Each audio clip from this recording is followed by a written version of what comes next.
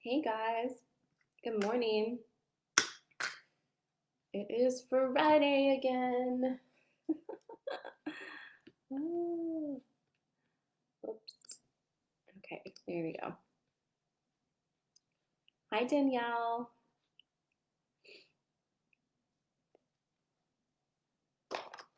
Today feels like drink your coffee from a chalice kind of day, so cheers everybody.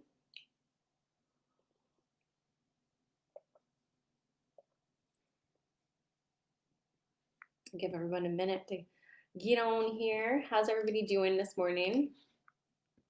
Hey Amy. Hi Stephanie. Hey Jen. Hey Kristen. Another day, another me not washing my hair or putting makeup on. I'm just like, oh, I'm so tired this morning. Hey Janelle, do you guys ever have those nights where you go to sleep, but your dream life is so active that when you wake up, you feel like you haven't slept because you've been running around um, in the astral plane? That's me last night. Hi Jean, hey Shelly. So lots of cool things happen in my dreams, but I'm tired. But I am gonna shower after this, so there is that. Ooh, 4-day weekend. That sounds good. Hi Johanna. Hi Denise. Good morning. Good morning. Good morning. So we had the energetic protection and boundaries workshop last night, and I hope it was good and I hope it was fun. And if you are interested in receiving the recording of that, I put the link up top and you can get that sent to your inbox. It's about an hour. If you are in intuition mentorship, check your inbox because you have it in there. So that's you, Kaylin. You have it in there. Hi, Rose. Yeah, Amy, like lots of stuff coming through. And hey, it's not a big surprise. It shouldn't be a shock because we are in such an interesting week. Oh, good. I'm glad you enjoyed it. I was telling my husband last night after the workshop, I was like, I think that it went well, but it's like one of those things where no one's really talking to me and I can see your faces, so I know you didn't like pass out, but it's hard when people don't talk to me, but it's like also hard to have conversation like that on Zoom. So it's just like one of those things. So every time I have a workshop like that, I'm like, I don't know if anyone liked it. Do I still have friends? And then we get over it, right? Because clearly I keep going. So thank you for telling me. All right, so yes, hello. Coffee in my chalice. It's a Vivi chalice. Holds both coffee, water, and wine. So this week was the full moon in Aquarius, as we all know. The funny thing about this full moon this week is that usually you have your full moon on a Monday, right? And then about by Wednesday, we're pretty much out of that energy and moving on to the next energy. This time, that has not happened. It felt like the full moon started on like Friday, kind of peaked on Monday, or so I thought, and then it's continued to kind of stay steady and then rise. This energy is just being amplified.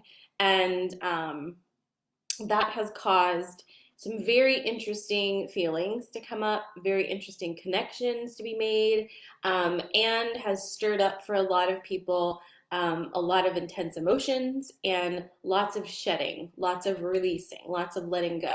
And so if you've been feeling it this week, like just like, come on, 2020, you gotta be freaking kidding me already. You're not alone because it's intense and it's ramping up. And in the full moon call, I gave you a very sophisticated analogy using Mario Kart. And so if you're familiar with Mario Kart, the video game, there are these like little things on the road that if you drive over them, they just like shoot you off really fast. And when that happens, you just go super fast. And if you're not in control of your controller thingy, and you kind of go one way, herky jerky, you'll just totally like fall off of the road. And if you're on that rainbow road, you'll just like drop off into space. And it's kind of energy like that this week, where we have to let go of the things that are holding us back in old timelines. And we've entered this power boost. And that means we have to get real about who we are and where we're going and kind of direct ourselves so that we can use this power boost to launch forward, not to, fall off into space. So that's a lot. Excuse me.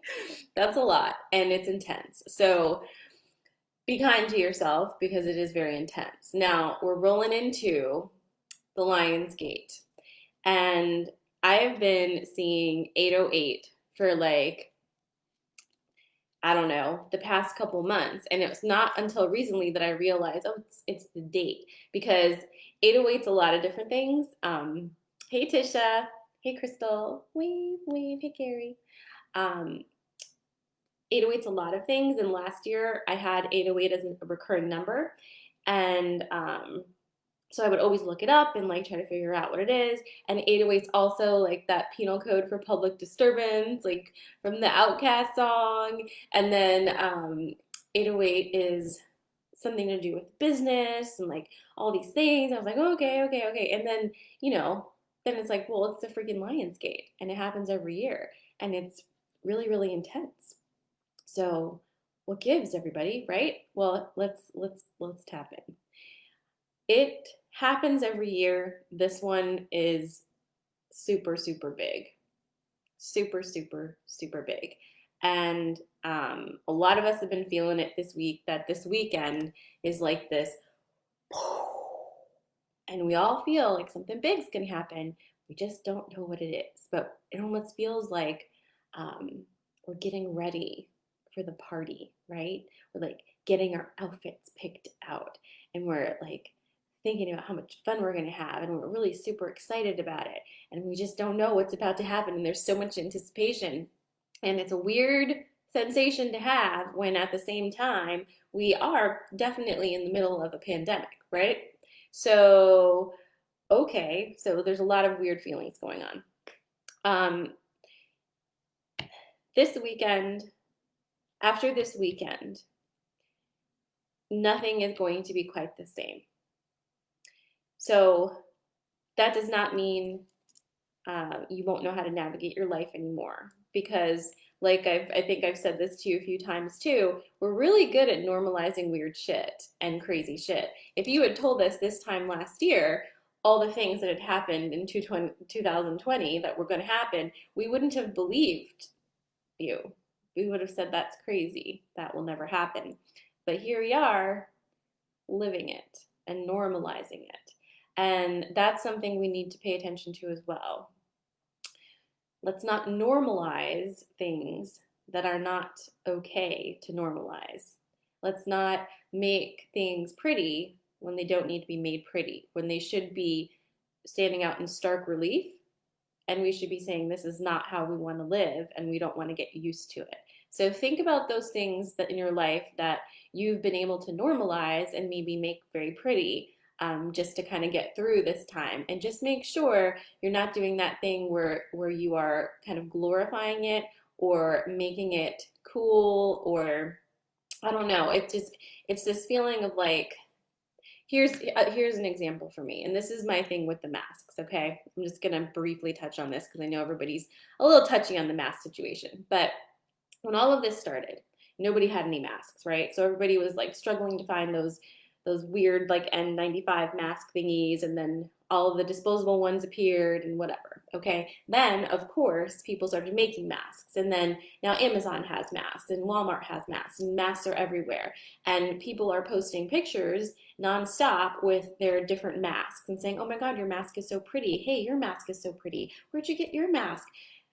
And I'm sitting here struggling with this because yes, we have to in some ways normalize things so we don't lose our minds.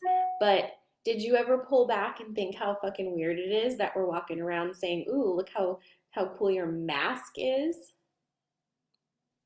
Okay, because it strikes me as very strange, and I have only recently purchased an actual mask for myself, only because I feel so claustrophobic with those paper masks on my face that I just got one of those handkerchief ones, finally. But I struggled with it because I didn't want to put my money into that machine that is saying it is normal to cover your face, and that it's like something we do in a pandemic now. Like pandemic is like, oh, we have our gear for it. And that terrifies me in a way, because it means that we are so easily adaptable to whatever change or BS is thrown at us. And I don't know. I don't know. It seems like a massive distraction. So just think about that. I don't want to get into a big mask debate. My point was about normalizing and then complimenting each other on the masks and getting masks to match every outfit, because I am fine with wearing a mask, and I believe that we should be being kind and cautious with our mask wearing. And it's no skin off my back to walk into a public place with a mask on. But the difference is me walking around with my designer mask and saying, hey, I love your mask. Hey, your mask is really nice. I have one for every outfit. No, that normalizes it to me, and it glorifies it in a way and makes it okay. It's not a state of being that I want to get used to being in, if that makes sense. So think about those elements swirling around you right now, because things are crazy and we're not feeling the crazy anymore. Okay, so rolling into this weekend, big, big energy. Consider August just started. So this is the first week of August, and this weekend the Lionsgate portal is the 8th. So it's a it's a huge, huge energy boost for us should we take the invitation and use this boost. Aaron's saying, I feel like adaptability and resilience is what has made humans able to survive so much change over millions of years, but it does come at a cost. I agree with that completely. I think that what has changed, well, what needs to change is our ability to listen to our own inner guidance and to separate that from what others are telling us truth is, so that we can have our own read on what's happening. It's the herd mentality, right? It's like more people believe in one thing and then we all believe it, which is powerful and terrifying. So all week we've been talking about pulling back into your personal sovereignty. All week we've been talking about pulling your energy back in through your heart center. And this is an important one. So if you've never done this, I don't know why I'm doing this on a live, but it feels like we need to talk about this. If you've never done the pulling your energy back in through your heart center, I suggest you do this at least once a day, okay? And especially if you are starting to feel anxiety or any type of uncomfortable heightened emotion. This is something we do in all of my sessions. We do it in a Mala method, if I remember, but just close your eyes and feel into your heart center, and consciously call all of your energy back in through your heart center. Call it in from your thoughts, call it in from your to-do list, call it in from conversations you've had, from people you've been around, and then call it in from the past and call it in from the future. So you pull all of your energy back in through your field, and it is here and present with you, because this is the only place where your energy can affect change. And if your energy is jumping over here and jumping over there and spread out like tentacles, you are not in your power. You do not have all of your ingredients. So pull all of your ingredients in, right? Pull all of your ingredients in so you feel full of your own self and fortified, and you can take your energy and clear it properly. Because even if you are doing like smudging practices and doing all of the clearing things, if your energy is in so many different places and it's not here with you, you're not going to be clearing all of your energy. So pull it in every day, because it goes everywhere, and it's supposed to. That's how energy works. But pull it back in every day so you can refresh yourself at least once a day, and then it can go out nice and recharged. I hope that makes sense to you guys. So also, for some random reason, I have this Rumi deck, and I haven't pulled from the Rumi deck in, I couldn't tell you. It's very verbose, but it's one of my oldest decks and one that I love so much, because back when I was a little bit afraid of using cards, I studied Rumi in college, and so I felt like, okay, Rumi oracle feels safe to me. Like I could do that. So it was kind of my gentle entry into using oracle decks. So Rumi wants to come out and play with us and give us some insight into this weekend. So let's see what we've got here.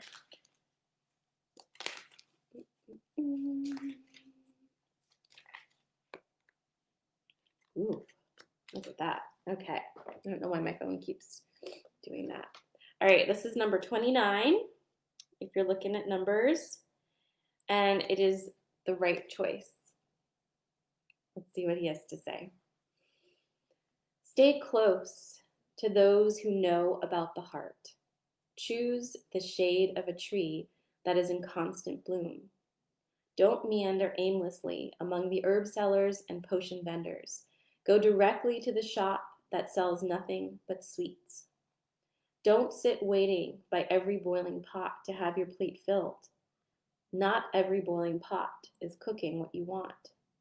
Not every sugar cane is filled with sugar. Not every down has an up. Not every eye has vision. Not every sea contains pearls. Well,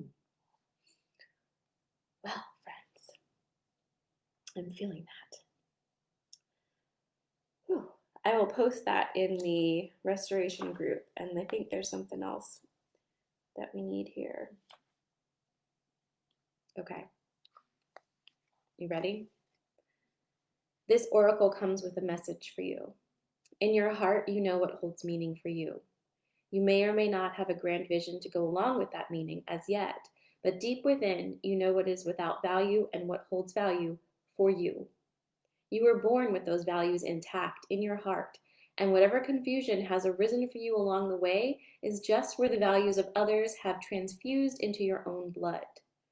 It is time for the transfusion of holy light into that blood to be cleansed and purified and restored to its integrity and filled with passion for what is rightfully yours, your unique passion and purpose. If you have been concerned about your path and what steps to take next, this oracle comes as an omen of good things headed your way. Clarity, reassurance, truth, and revelation. Don't hold on to a belief system or vision if it appears to be tossed on its head. Let things go the way they will, and good fortune will prevail for you. That vision might actually have been upside down all this time, and suddenly able to right itself and be born for you if allowed to topple.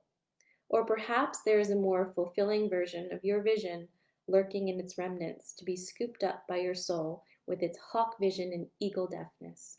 Trust that if you are being drawn away from a tantalizing sweet shop, there is a more delicious array of confection just around the corner for you. So yes, have your tantrum if you must, but you will be sheepish soon when you realize the hand of the great beloved that removes is the same hand that bestows even greater gifts.